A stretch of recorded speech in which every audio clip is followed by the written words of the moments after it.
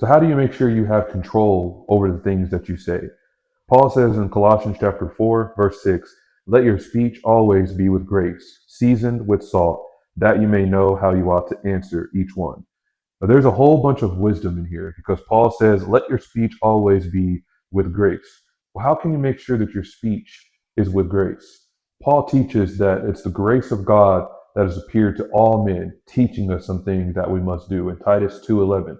And he lists all the things that the grace of God teaches us. And so, right there, it's the grace of God that's teaching us these things. Our speech should embody that. If we have been taught by God, then we should be seeing it in the things that we say. If you speak the word of God, you're speaking the truth. And so we also see here that Paul says to let your speech be seasoned with salt. So if we go to Mark chapter 9, Mark chapter 9 and verse 40, 45,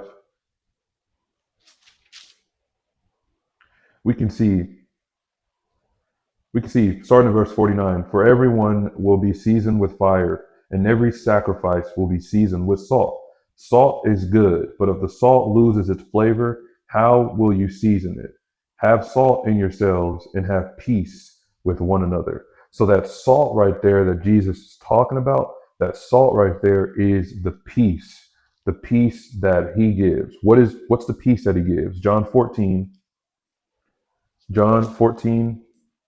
verses 27 to 28 says, peace I leave with you, my peace I give to you. Not as the world gives, do I give to you.